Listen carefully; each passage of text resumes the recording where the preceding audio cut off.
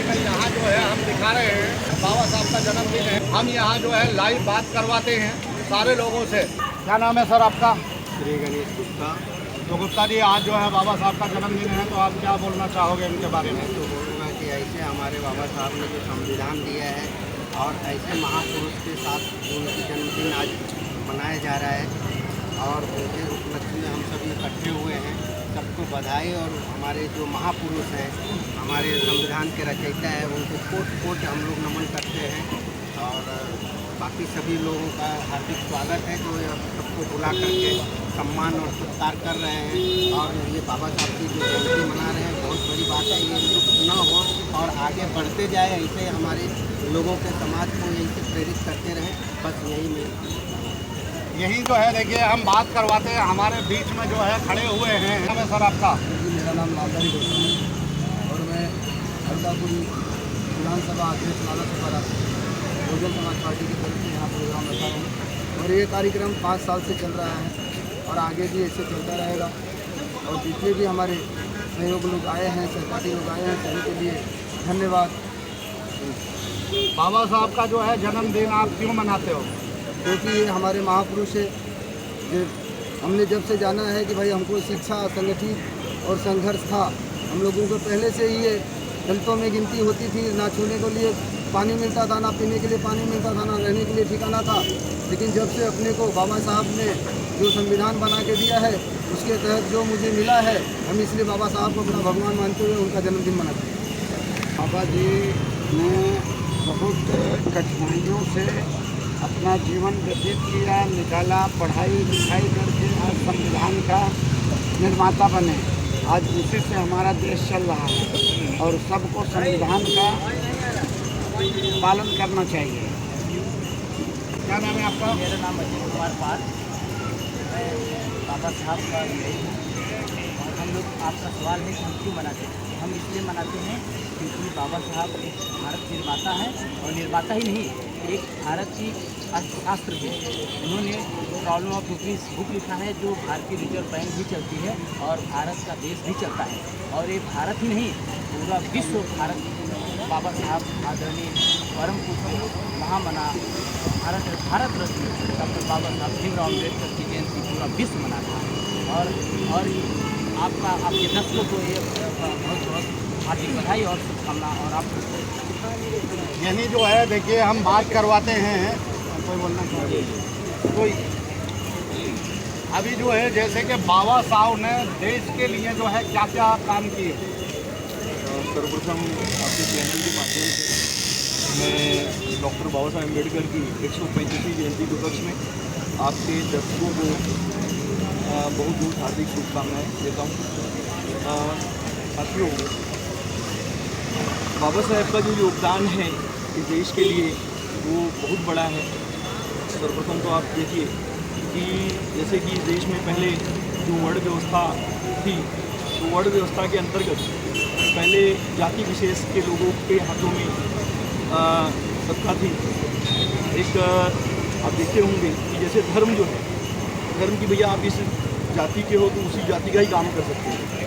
तो जब संविधान बना, संविधान में इस देश में जो पिछड़ा, अति पिछड़ा समाज का जो समाज के जो लोग थे उनको अधिकार मिला। और अधिकार मिलने के बाद इस देश में जो है doctor, engineer, IAS, IRS, IPS बनने लगे। तो उनका जो योगदान है बहुत बड़ा है। उन्होंने इस देश से संवैधानिक स्तर पर उन्होंने छुआछूत, भेदभाव जो कई हजार वर्षों से व्याप्त था, कुछ लोगों के द्वारा, कुछ विषमतावादी लोगों के द्वारा उसको कहीं न कहीं उन्होंने ख़त्म करने का काम किया।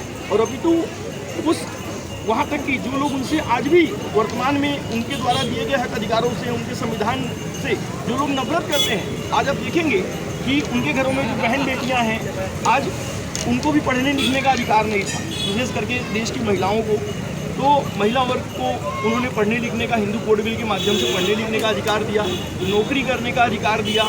और यहाँ तक कि वर्तमान में आप देखिए इस देश का जो प्रधानमंत्री है, वह भी आप सुने होंगे कि वो खुद कहते हैं मैं पहले चाय बेचता था। तो चाय बेचने वाले को जो प्रधानमंत्री बनने की जो अपॉर्चुनिटी है, ये संविधान के माध्यम से मिला।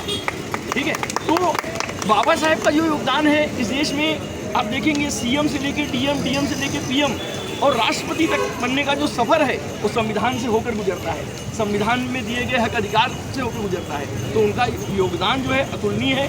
आज आप देखते होंगे पूरे विश्व में लगभग 200 से ज़्यादा देश हैं और भारत का एकमात्र ऐसा व्यक्ति, एकमात्र ऐसा महापुरुष जिसकी जयंती भारत ही नहीं है विश्व के 192 देशों में मनाई जाती है साथियों। ये बहुत बड़ी गर्व की बात है।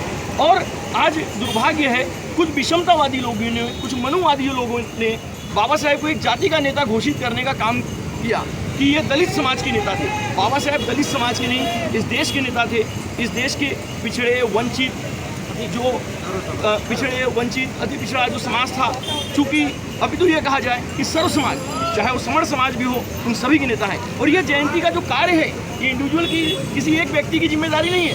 मैं कहता हूँ इस देश में चाहे समण समाज हो, चाहे वो ओबीसी समाज हो, चाहे वह शेड्यूल कास्ट हो, शेड्यूल ट्राइब हो, माइनॉरिटी हो, इस सभी की नैतिक जिम्मेदारी बनती है उनकी जयंती को धूमधाम से पूरे भारतवर्ष में मनाने का कार्य करें और साथ ही साथ उनके द्वारा जो किए गए कार्य हैं उनको संपूर्ण जन जन तक पहुंचाने का कार्य करें। ये सभी की नैतिक जिम्मेदारी है।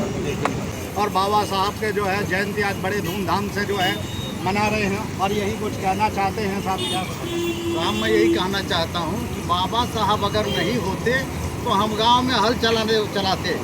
क्यों, हम एक शूद्र जात से आते हैं। हमको यही हम संविधान में लिखा था पहले वाले में कि जो जहाँ पैदा हुआ वहीं वैसा काम करे, मनुस्मृति जिसका नाम था। जब बाबा साहब संविधान बनाए उन्होंने कहा कि भाई जो जैसा चाहे वैसा काम करे, वैसा धर्म माने। लेकिन आज भी कुछ लोग हमको एक नहीं होने दे रहे हैं। वो बोलते हैं कि भाई तू छोटा है, तू बड़ा है। अरे हमारे विश्व गुरु जो हैं वो तो कहते हैं कि पंडितों में भी छोटा बड़ा है। नकली विश्व नहीं, कुछ भी हो, आज लोग मान रहे हैं उनको। वो तो पंडितों में भी छोटा बड़ा भेदभाव लगाते हैं। तो हम तो भाई पहले से भेदी हैं। तो इसके लिए हमें बड़ा दुख है कि ऐसा लोग ना सोचें। हमारे साथ जैसा बर्ताव कर रहे हैं ये, इससे हम बहुत दुखी हैं। सर, जो आज के संविधान में जो बना है, अगर इस पर सरकारी चलती तो आपने कहा बहुत बढ़िया कहा, तो कहाँ चल रहे हैं? अगर चलते तो आज पूरी अराजकता फैली हुई है। और आप ये देखिए कि अभी उत्तर प्रदेश में बहुत सारी बच्चियों को दहाड़े उठा ले जा रहे हैं और कितने काम अगर शिक्षा प्राइवेटाइजेशन हो रहा है तो संविधान काम आ रहा है। संविधान अगर ये मानते तो आज ये देश की हालत नहीं रहती। देश में कितनी बेरोजगारी, 65 लाख बच्चे आज सरकारी रिपोर्ट के अनुसार, जो सरकारी रिपोर्ट 65 लाख बच्चे स्कूल में बच्चे छोड़ रहे हैं। कैसे छोड़ रहे हैं? ये किसके ऊपर भी फलता है? हम तो सवाल पूछ रहे हैं, बहुत सारे न्यूज़ बंद कर दिए। अभी जो सच्चाई बोल रहे हैं, आप पत्रकार हैं, सच्चाई दिखा देंगे तो ये आपके ऊपर ये बंद करा दे रहे हैं। चाहे कोर्ट, पीएम और कितने ऐसे चैनल है जो नेशनल तक पहुँचन तक वो सारी बंद कर रहे हैं। किसी पर सच्चाई अभी जो एक भारत के वैज्ञानिक है सोनम वांगचुक, उनको भी जेल में बंद कर दिया। ये सब क्या चल रहा है? तो संविधान कहाँ ला? Sort of freedom of speech जो है आर्टिकल 19 बाबा साहब के संविधान में जो आर्टिकल 19 है वो आवाज़ आपका बंद हो रही है। पत्रकार जो ईमानदार पत्रकार है, आपके जैसे जो ईमानदार पत्रकार है पूरी दुनिया देख रही है। आप अगर बात करेंगे सही और हक की बात करेंगे, समानता की बात करेंगे तो ये सरकार को हजम नहीं होता। ये सरकार अगर सही करती तो हम उसके लिए खड़े रहते हैं, उनकी बात करते हैं, उनको समर्थन करते हैं। लेकिन अगर कहीं अगर नेशनलाइज की बात करते हैं, नेशनल की बात करते हैं तो हम बात करते हैं। लेकिन वहाँ पे आज सब देश का हालत क्या हो गया, बाहर देश की हालत क्या हो गया? सरकार आने के बाद मैं आपके चैनल के माध्यम से दर्शक जो है उनसे कहना चाहूँगा कि उधर से बताएं कि ये सरकार आने के बाद जो है ऐसी कोई भी एक वस्तु का नाम बता दें जिसका भाव कम हुआ हो। किसी भी क्या हालत है? किसी भी एक वस्तु का नाम बता दें, किसी वस्तु का भाव कम हुआ हो। आज देखिए, अगर आप देखेंगे जितने भी विकासशील देश हैं उन देशों का जो यानी विकसित देशों का बाबा साहेब ने कहा, महापुरुषों ने कहा है कि अगर किसी देश को डेवलप करना है तो उसका 2 ही पर्याय है, एक शिक्षा, दूसरा स्वास्थ्य। आप देखिए यूरोप के बहुत सारी जो कंट्रीज़ हैं, यानी विदेशों में आप देखेंगे बहुत सारी ऐसी कंट्रीज़ हैं वहाँ पे स्वास्थ्य या तो सस्ता है या तो फ्री है, मुफ्त है। और शिक्षा और स्वास्थ्य या तो सस्ता या तो फ्री है। लेकिन हमारे यहाँ उलट है, हमारे यहाँ शिक्षा और स्वास्थ्य ये दोनों महंगा है और वो भी टैक्सेबल है। तो मैं कहता हूँ कि सरकारी इसके बारे में सोचती तो शिक्षा और स्वास्थ्य इसको टैक्स के दायरे से बाहर रखती और इस पर लगाम लगाती। आज देखिए आप धीरे धीरे आप यहाँ स्थानीय देखिए कि बहुत सारे ऐसे स्कूल्स हैं जिसमें प्राइवेट स्कूल माफियाओं का कब्जा है, ठीक है। तो सरकारी संस्थानों को देखा जाए तो एकदम उनकी हालत जो है जर्जर है कहीं न कहीं। तो अगर उस पर ध्यान दिया जाए तो कहीं न कहीं वो सरकारी संस्थानें बच सकें। यही जो है, चलिए ठीक है, अभी जो है हम दिखाते हैं कुछ लाइव तस्वीरें प्रोग्राम के बारे में। बने रहिए हमारे साथ।